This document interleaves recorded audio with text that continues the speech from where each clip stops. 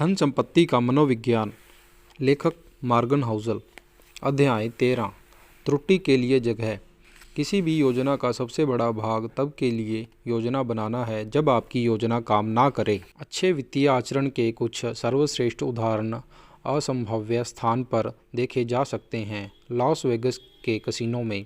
हाँ, सब खिलाड़ियों के बीच नहीं, लेकिन कुछ ब्लैक जैक खिलाड़ियों का एक छोटा सा समूह जो कार्ड गिनने का अभ्यास करते हैं, साधारण लोगों को संपत्ति के प्रबंधन के बारे में कुछ असाधारण रूप से महत्वपूर्ण बात सिखा सकते हैं। त्रुटि के स्थान का महत्व। ब्लैक जैक कार्ड की गिनती के मूल सिद्धांत सरल हैं।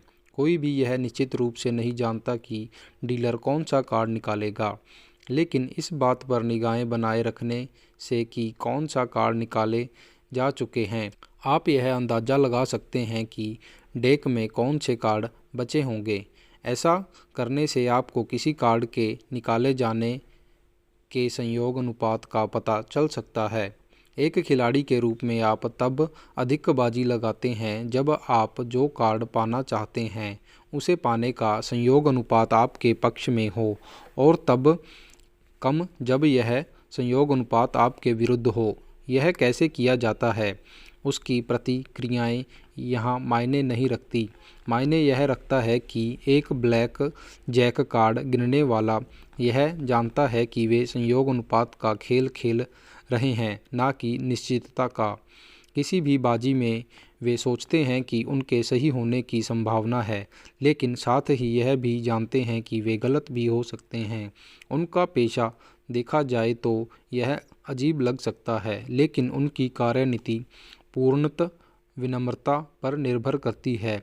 इस बात की विनम्रता कि वे नहीं जानते और नहीं जान सकते कि आगे क्या होने वाला है, तो वे इसी हिसाब से खेलते हैं। कार्ड की गिनती का तरीका काम करता है क्योंकि यह संभावना को थोड़ा सा हाउस के खिलाड़ियों की ओर झुका देता है, लेकिन जब ये संयोग अनुपात आपके पक्ष में लगे और आप भारी रूप से बाजी लगाएं और आप गलत निकलें, आप इतना अधिक पैसा हार जाएंगे कि आपके पास खेलते रहने के लिए भी पैसा नहीं बचेगा। ऐसा कोई भी क्षण नहीं होता जब आप इतने सही हों कि आप अपने सामने रखी हर एक चिप पर दाव लगा दें। दुनिया किसी के लिए भी इतनी मेहरबान नहीं होती, कम से कम समान रूप से तो नहीं। आपको स्वयं त्रुटि के लिए स्थान देना जरूरी है। आपको तब के लिए योजना बनानी है जब आपकी योजना काम ना करे। ब्रिगिंग डाउन द हाउस किताब में एक सफल कार्ड गिनने वाले की भूमिका में चित्रित केविन लुइस के इस सिद्धांत के बारे में और अधिक लिखा। हालांकि आंकड़ों की दृष्टि से देखा जाए तो यह सिद्ध होता है कि कार्ड की गिनती काम करती है, लेकिन यह इस बात की गारंटी नहीं देती कि आप हर बाजी जीतेंगे। कसिनो की हर सैर तो रहने ही दें, हमें इस बात का ध्यान रखना चाहिए कि हमारे पास बदकिस्मती की मार झेलने के लिए पर्याप्त पैसा हो। मान लेते हैं कि आपके पास कसिनो के ऊपर लगभग 2% का लाभ है। उसका अब भी यह मतलब है कि कसिनो 49% समय जीत सकता है। इसीलिए आपके पास इतना पैसा होना जरूरी है कि आप अपने खिलाफ भाग्य की मार को झेल सकें। एक अनुभव सिद्ध नियम यह है कि आपके पास कम से कम 100 मूल की इकाइयाँ होनी चाहिए। मान लीजिए अगर आप $10,000 के साथ शुरुआत करते हैं तो आप आराम से $100 की इकाइयों के साथ खेल सकते हैं। इतिहास ऐसी अच्छी योजनाओं से भरा पड़ा है जिन्हें दूर ले जाया गया कि उनमें और ख़राब योजनाओं में अंतर ही ना दिखे। त्रुटि के लिए जगह रखने में बुद्धिमत्ता यह है कि अनिश्चितता, अनियमितता और संयोग अज्ञात जीवन के सदा विद्यमान रहने वाले भाग हैं। उनका सामना करने का एकमात्र तरीका यह है कि आप जो सोचते हैं कि होगा और क्या हो सकता है, जिससे बाद आपके अंदर लड़ने की शक्ति बची रहे, इनके बीच के अंतर को बढ़ाया जाए। बेंजामिन ग्रैहम ने अपनी सुरक्षा सीमा के सिद्धांत के बारे में जाने जाते हैं। इस बारे में उन्होंने विस्तार में और गणितीय विवरण के साथ लिखा। लेकिन इस सिद्धांत का मेरा पसंदीदा सारांश तब आया जब उन्होंने एक साक्षात्कार में यह कहा कि सुरक्षा सीमा का उद्देश्य पूर्व अनुमान को आवश्यक करना है। इस सरल से कथन में कितनी शक्ति है यह और अधिक नहीं कहा जा सकता। सुरक्षा सीमा, आप इसे त्रुटि के लिए स्थान या अतिरेकता भी कह सकते हैं। ऐसे संसार में सुरक्षित रूप से आगे बढ़ते रहने का एकमात्र तरीका है जो संभावनाओं से चलता है, निश्चितता से नहीं। और संपत्ति में संबंधित लगभग सब कुछ इसी संसार में पाया जाता है। सुनिश्चितता के साथ पूर्व अनुमान करना कठिन है। कार्ड की गिनती करने वाला यह स्पष्ट रूप से जानता है, क्योंकि कोई भी संभव रूप से नहीं जान सकता कि एक फेंटे हुए डेक में कोई कार्ड कहाँ पर होगा।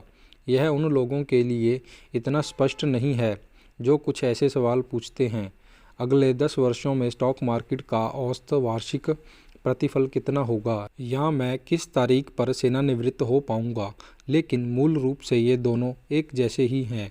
हम बस इतना कर सकते हैं कि संभावनाओं के बारे में सोचें।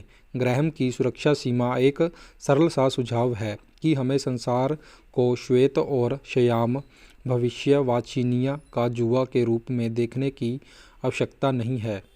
लेकिन लोग संपत्ति के साथ जो भी करते हैं उसमें त्रुटि के स्थान की आवश्यकता को कम आंकते हैं। स्टॉक विश्लेषण अपने ग्राहकों को मूल्य सीमा के बजाय मूल्य लक्ष्य देते हैं। आर्थिक पूर्वानुमानकर्ता सटीक आंकड़ों का अनुमान लगाते हैं, व्यापक संभावनाओं का नहीं। वह पंडित जो अडिंग निश्चितता की बातें करता है, उसके अनुयायियों की संख्या कहीं अधिक होगी, बजाय उसके जो ये कहें हम निश्चित रूप से नहीं जान सकते, या फिर जो संभावनाओं की बात करे। हम हर प्रकार के वित्तीय उद्यम में ऐसा करते हैं, विशेषतः उनमें जो हमारे खुद के निर्णयों से संबंधित हो। हार्वर्ड मनोवैज्ञानिक मैक्स बेजरमैन ने एक बार दर्शाया कि दूसरे लोगों के घरों की नवीनीकरण योजनाओं को आंकते हुए अधिकतर लोग अनुमान लगाते हैं कि यह योजना 25% से 50% के बीच बजट के ऊपर होगी। लेकिन बात जब अपनी योजनाओं की आती है तो लोग अनुमान लगाते हैं कि नवीनीकरण समय और बजट के भीतर समाप्त हो जाएगा। आगे जाकर होने वाली निराशा। दो बातें जो त्रुटि के स्थान को टालने का कारण बनती हैं। पहली यह धारणा कि हमें यह पता होना चाहिए कि भविष्य में क्या होने वाला है, जो इसका विपरीत मान लेने की बेचैनी से जन्म लेती है। दूसरी यह कि इसीलिए आप वे आवश्यक कदम ना उठाकर अपने आप को हानि पहुंचा रहे हैं जो उस भविष्य को ठीक वैसे ही सच कर सकें। लेकिन त्रुटि का स्थान अगोचर है और इसे गलत समझा जाता है। इसे अक्सर एक रूढ़िवादी बचाव के रूप में देखा जाता है जिसे वे लोग इस्तेमाल करते हैं जो अधिक जोखिम नहीं उठाना चाहते या अपने विचारों पर विश्वास नहीं रखते। लेकिन जब इसे उचित रूप में इस्तेमाल किया जाए तो यह इसका ठीक विपरीत होता है। त्रुटि के लिए स्थान आपको विभिन्न परिणामों को सहन करने की क्षमता देता है, और सहन शक्तियाँ आपको इतने लंबे समय तक टिके रहने देती हैं कि किसी कम संभावना के परिणाम से लाभ उठाने की संभाव्यता आपके पक्ष में हो सके। अधिकतर बड़े लाभ कभी कभार होते हैं, या तो इसीलिए कि वे अक्सर नहीं हुआ करते, या फिर इसीलिए कि उन्हें संयोजित होने में समय लगता है। इसीलिए वह व्यक्ति जिसकी कार्यनीति के एक भाग में त्रुटि के लिए पर्याप्त स्थान है ताकि वह अन्य में कठिनाई झेल सके, वह उस व्यक्ति से बेहतर है जो गलत होने की पूरी तरह बर्बाद हो जाए और खेल ख़त्म। बिल गेट्स ने इस बात को अच्छी तरह समझा था जब माइक्रोसॉफ्ट एक नई कंपनी थी। उन्होंने कहा कि उन्हें इस अत्यंत रूढ़िवादी दृष्टिकोण को अपनाया कि मुझे मेरे बैंक में इतना धन चाहिए कि अगर हमें अदायगी ना भी मिले तो भी हम कम से कम 1 वर्ष तक कुल वेतन का भुगतान करते रहें। वॉरेन बफेट ने भी 2008 में बर्कशायर हैथवे शेयरधारकों से बात करते हुए कुछ ऐसा ही विचार व्यक्त किया। मैंने प्रतिज्ञा की है आपसे रेटिंग एजेंसियों और अपने आप से कि मैं बर्कशायर को हमेशा प्रचुर से अधिक नकद के साथ चलाऊंगा। अगर मुझे चुनना पड़े तो मैं अधिक लाभ की उम्मीद में एक रात की नींद भी खराब नहीं करूंगा। ऐसे कुछ स्थान हैं जहां निवेशकों को त्रुटि के स्थान के बारे में सोचना चाहिए। एक है अस्थिरता। क्या आप अपनी संपत्ति में 30% की गिरावट झेल पाएंगे? स्प्रेडशीट पर शायद हाँ, आपने बिल चुकाने और नकदी प्रवाह बनाए रखने में, लेकिन मानसिक रूप से 30% की गिरावट आपके ज़हन पर क्या प्रभाव डाल सकती है, इसे कम आंकना आसान है। सबसे बड़ा अवसर सामने आते ही आपका आत्मविश्वास नीचे गिर सकता है। आप या आपके जीवन साथी सोच सकते हैं कि अब किसी नई योजना या फिर नए करियर का समय है। मैं ऐसे कई निवेशकों को जानता हूं जिन्होंने घाटा झेलने के बाद हार मान ली क्योंकि वे थक चुके थे, शारीरिक रूप से थक चुके थे। स्प्रेडशीट्स आपको यह ज़रूर बता सकती है कि आंकड़े कब काम करेंगे और कब नहीं, लेकिन वे आपको यह नहीं बता सकती कि जब आप रात में अपने बच्चों को सुलाते समय यह सोच रहे हो कि अगर आपके द्वारा लिए गए निवेश निर्णय गलत निकले जो उनके भविष्य को नुकसान पहुंचा सकते हैं, तो आप कैसा महसूस करेंगे। आप तकनीकी तौर पर क्या सहन कर सकते हैं और भावनात्मक तौर पर क्या संभव है, इसके बीच का अंतर त्रुटि के स्थान का एक अनदेखा संस्करण है। दूसरा, सेवानिवृत्ति के लिए बचत। हम इतिहास की ओर देखकर जान सकते हैं। उदाहरण के लिए यूएस स्टॉक मार्केट ने 1870 से मुद्रास्फीति के बाद 6.8% का औसत वार्षिक प्रतिफल दिया है। सेवानिवृत्ति के लिए बचत करते हुए अपने खुद के विविध पोर्टफोलियो से क्या अपेक्षा रखी जाए, यह उसका अनुमान लगाने के लिए एक यथोचित सन्निकटन की तरह इस्तेमाल किया जा सकता है। प्रतिफल के इन अनुमानों को आप वापस उस राशि में जोड़ सकते हैं जो आपको हर महीने अपना बचत लक्ष्य प्राप्त करने के लिए बचानी होगी। लेकिन क्या अगर भविष्य प्रतिफल कम निकले या फिर अगर दीर्घकालिक इतिहास दीर्घकालिक भविष्य का अच्छा अनुमान हो और आपकी सेवानिवृत्ति की तारीख 2009 के जैसे भीषण बेयर मार्केट के बीच में पड़ जाए? क्या हो अगर भविष्य में होने वाला बेयर मार्केट आपको भयभीत कर दे और आप अपने स्टॉक गंवा दें और फिर आगे चलकर बुल मार्केट से चूक जाएं और अंततः मार्केट औसत से कम प्रतिफल कमा पाए?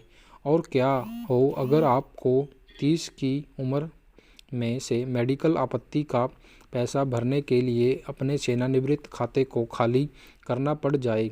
इन सारे क्या हो अगर प्रश्नों का जवाब है जैसे आपने अनुमान लगाया था, आप वैसे सेवानिवृत्त नहीं हो पाएंगे, जो एक बड़ी समस्या हो सकती है। समाधान सरल है, अपने भविष्य के प्रतिफल का हिसाब करते हुए त्रुटि के लिए स्थान रखें। यह विज्ञान से अधिक कला है। अपने खुद के निवेश के लिए, जिसके बारे में मैं विस्तार से 20वें अध्याय में बताऊंगा, मेरा अनुमान है कि वह भविष्य प्रतिफल जो मैं अपने जीवन काल में कमाऊंगा वह ऐतिहासिक औसत की तुलना में 1/3 कम होगा। इसीलिए मैं उससे अधिक बचाता हूं जितना मैं यह मानकर बचाता हूं कि भविष्य अतीत की तरह होगा। यह मेरी सुरक्षा सीमा है। भविष्य अतीत के मुकाबले 1/3 कम से कहीं अधिक खराब हो सकता है, लेकिन कोई भी सुरक्षा सीमा 100% गारंटी नहीं देती मैं रात को चैन से सो सकूं। इसीलिए 1/3 का बर्फ पर्याप्त है और अगर भविष्य अतीत के जैसा निकले तो यह मेरे लिए एक सुखद आश्चर्य होगा। चार्ली मंगर कहते हैं, परम सुख प्राप्त करने का सबसे अच्छा तरीका यह है कि लक्ष्य छोटा रखा जाए। अद्भुत। त्रुटि के स्थान का एक महत्वपूर्ण संबंधी जोखिम उठाते समय आशावाद पूर्वग्रह है। रशियन रूलेट को आंकड़ों की दृष्टि से काम करना चाहिए। सहलक्षण हितकारी संयोगानुपात से लगाव जब नकारात्मक पहलू किसी भी हाल में स्वीकार्य ना हो। नासिम तालिब कहते हैं, आप जोखिम को पसंद करने वाले हो सकते हैं और विनाश से पूर्ण प्रतिकूल भी, और वास्तव में आपको होना भी चाहिए। बात यह है कि आगे बढ़ने के लिए आपको जोखिम उठाना पड़ता है, लेकिन ऐसा कोई भी जोखिम जो आपको बर्बाद कर दे लेने लायक नहीं है। रशियन रूलेट खेलते हुए संयोगानुपात आपके पक्ष में होता है, लेकिन नकारात्मक पहलू का जोखिम सकारात्मक संभाव्यता के योग्य नहीं है। ऐसी कोई सुरक्षा सीमा नहीं जो जोखिम की भरपाई कर सके। संपत्ति के साथ भी ऐसा ही है।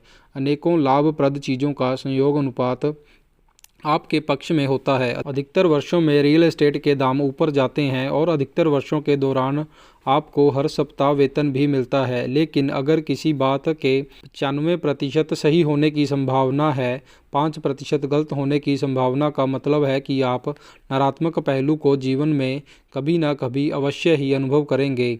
और अगर नकारात्मक पहलू का मूल्य विनाश है, बाकी 95% का सकारात्मक परिणाम इस जोखिम के योग्य नहीं है, चाहे फिर वह कितना भी आकर्षक लगे। लेवरेज यहाँ पर दोषी है। लीवरेज यानी अपनी संपत्ति को आगे ले जाने के लिए ऋण लेना। नित्य जोखिम जो विनाशकारी बना देता है।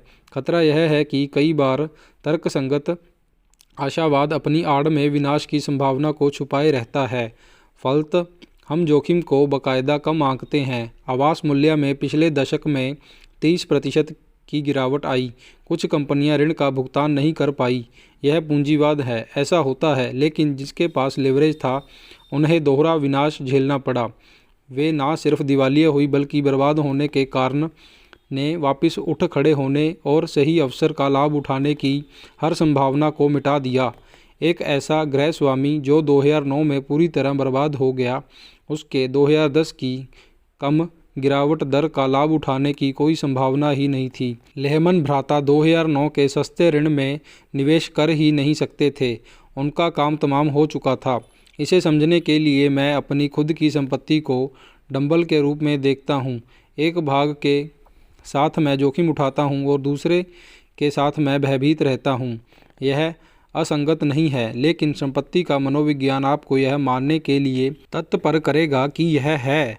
मैं सिर्फ इस बात को निश्चित करना चाहता हूं कि मैं अपनी जोखिम की अदायगी देखने तक बना रहूं। सफल होने के लिए आपको टिके रहना जरूरी है। मैं वह बात फिर से दोहराना चाहूँगा जो इस किताब में पहले भी कही जा चुकी है। आप जो करना चाहते हैं, जब करना चाहते हैं, जब तक करना चाहते हैं, इसकी क्षमता अनंत रूप से निवेश पर प्रतिफल प्रदान करती है। आप जो होने की उम्मीद करते हैं, त्रुटि का स्थान उसके चारों ओर की सीमा को बढ़ने से कहीं अधिक करता है।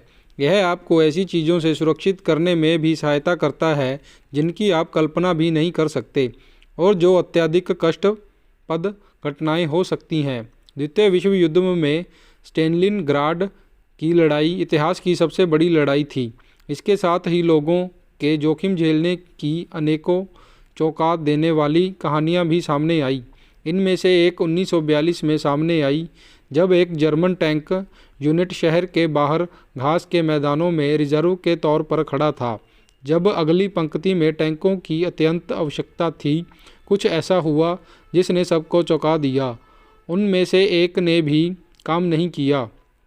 यूनिट के 104 टैंकों में से 20 से भी कम काम कर रहे थे। इंजीनियरों ने तुरंत समस्या का पता लगा लिया। इतिहासकार विलियम क्रेग लिखते हैं, अगली पंक्ति में कई सप्ताह की निष्क्रियता के दौरान खेतों के चूहे वाहनों में घुस कर रहने लगे थे। उन्होंने विद्युत प्रणाली के इंसुलेशन को कतर दिया था। जर्मन लोगों के पास विश्व के सबसे परिष्कृत उपकरण थे और फिर भी वे चूहों से हार गए। आप उनके अविश्वास की कल्पना कर सकते हैं। यह शायद कभी उनके जहन में भी नहीं आया होगा। ऐसा कौन सा टैंक डिज़ाइनर होगा जो चूहों से सुरक्षा के बारे में सोचेगा? कोई तर्कसंगत व्यक्ति तो हो नहीं सकता, और ख़ासकर वह जिसने टैंकों का इतिहास पढ़ा हो। लेकिन इस तरह की चीज़ें होती रहती हैं। आप हर तरह के जोखिम के लिए योजना बना सकते हैं, सिवाय उसके जो इतना मूर्खतापूर्ण लगे कि कभी आपके दिमाग से ही ना होकर गुजरे। और इस तरह की मूर्खतापूर्ण चीज़ें ही सबसे अधिक हानि पहुंचा सकती हैं, क्योंकि जितना आप सोचते हैं वे उससे कहीं अधिक बार होती हैं और आप नहीं समझ पाते कि उनका सामना कैसे किया जाए। 2006 में वॉरेन बफेट ने अपनी संभाव्य प्रतिस्थापन के लिए खोज की घोषणा की। उन्होंने कहा कि उन्हें कोई ऐसा चाहिए जो गंभीर जोखिम को पहचानने और उससे बचने के लिए आनुवंशिक रूप से क्रमादेशित हो। साथ ही वे जोखिम भी जो पहले कभी सामने ना आए हों। मैंने यह कौशल ऐसे कई स्टार्टअप्स में देखा है जिन्हें मेरी कंपनी कैलिब्रेटिव फंड ने समर्थन दिया। किसी भी संस्थापक ने उन जोखिमों की सूची बनाने को कहिए जिसका वे सामना करते हैं, और सामान्य जोखिम ही बताए जाते हैं। लेकिन एक स्टार्टअप को चलाने के अनुमानित संघर्षों के अलावा यहाँ ऐसी कुछ समस्याएं हैं जिनका सामना हमने अपनी पोर्टफोलियो कंपनियों में किया। पानी के पाइप फटने से एक कंपनी का कार्यालय पानी के भराव से नष्ट हो गया। एक कंपनी के कार्यालय में 3 बार चोरी हुई। एक कंपनी को उसकी उत्पादन इकाई से बाहर निकाल दिया गया। एक स्टोर को इसलिए बंद कर दिया गया क्योंकि एक ग्राहक ने स्वास्थ्य मंत्रालय को फ़ोन करके यह शिकायत दर्ज की कि एक अन्य ग्राहक अपने कुत्ते के साथ अंदर आया।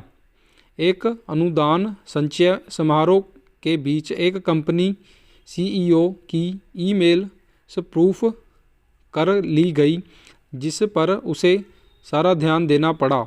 एक संस्थापक को मानसिक विकार का सामना करना पड़ा। इनमें से कई घटनाएं कंपनी के भविष्य के लिए अस्तित्व संबंधी थी, लेकिन कोई भी ऐसी नहीं थी जिसका पूर्वाभास किया जा सके, क्योंकि इनमें से एक भी इन सीईओ में से किसी के साथ पहले नहीं हुई थी, या फिर किसी और ऐसे के साथ जिसे वे जानते हों। यह एकदम अज्ञात क्षेत्र था। परिभाषा के अनुसार इस तरह के अज्ञात जोखिमों से बचना असंभव है, जिसकी आप कल्पना नहीं कर सकते, उसके लिए आप तैयार भी नहीं हो सकते। इस तरह के जोखिमों से होने वाला नुकसान से बचने का अगर कोई तरीका है तो वह असफलता के एकल बिंदुओं से बचना। जीवन में बहुत सी बातों के लिए एक अच्छा अनुभव सिद्ध नियम यह है कि वह चीज़ जो टूट सकती है वह अंत टूटेगी भी। इसीलिए अगर बहुत सी चीज़ें किसी एक चीज़ के चलने पर निर्भर करती हैं और वह चीज़ टूट जाती है, आप विनाश से कुछ ही दूर हैं। यह असफलता का एकल बिंदु है। कुछ लोग असफलता के एकल बिंदुओं से बचने में अद्भुत रूप से अच्छे होते हैं। विमानों में अधिकतर महत्वपूर्ण प्रणालियों का बैकअप होता है और उस बैकअप का भी बैकअप होता है। आधुनिक जेट में 4 अतिरिक्त विद्युत प्रणालियां होती हैं। आप सिर्फ एक इंजन के साथ उड़ सकते हैं और तकनीकी रूप से बिना किसी इंजन के ज़मीन पर उतर सकते हैं, क्योंकि हर जेट रनवे पर सिर्फ ब्रेक्स की सहायता से उतरने में सक्षम होना चाहिए, बिना इंजन के रिवर्स थ्रेट के। इसी प्रकार सस्पेंशन ब्रिज बहुत से केबल खोने के बाद भी बिना गिरे टिके रहते हैं। संपत्ति के साथ सबसे बड़ा सफलता का एकल बिंदु अपने अल्पावधिक खर्च के लिए वेतन पर एकमात्र निर्भरता है। जब आपके पास कोई बचत ना हो, आपके वर्तमान के खर्च और भविष्य के खर्च के बीच अंतर बनाने के लिए वह तरकीब जो अक्सर अनदेखी रह जाती है, सबसे धनवान लोगों द्वारा भी, वह हमने अध्याय 10 में देखी। यह समझना कि हमें बचत करने के लिए किसी विशेष कारण की आवश्यकता नहीं होती। कार या घर या सेवानिवृत्ति के लिए बचत करना ठीक है, लेकिन साथ ही यह उतना ही महत्वपूर्ण है कि उन चीज़ों के लिए बचत की जाए जिसका आप अनुमान नहीं लगा सकते या जिन्हें बूझ नहीं सकते। खेतों के चूहों का वित्तीय सक्षम। इस बात का पूर्व अनुमान लगाना कि आप अपनी बचत को कैसे खर्च करेंगे, यह मानकर चलना है कि आप एक ऐसी दुनिया में रहते हैं जहां आप ठीक तरह से जानते हैं कि भविष्य में आपका खर्च कितना होगा, जो कोई नहीं जानता। मैं बहुत बचत करता हूं और मैं नहीं जानता कि भविष्य में मैं इसे कहां खर्च करूंगा। कुछ ऐसी वित्तीय योजना जो सिर्फ ज्ञात जोखिम को ध्यान में रखती हैं, उनमें वास्तविक संसार में टिके रहने के लिए पर्याप्त सुरक्षा सीमा होती है। वास्तव में हर योजना का सबसे महत्वपूर्ण भाग तब के लिए योजना बनाना है जब आपकी योजना काम ना करे। अब आइए मैं आपको दिखाता हूँ यह आप पर कैसे लागू होता है। धन्यवाद। आपका दिन शुभ रहे।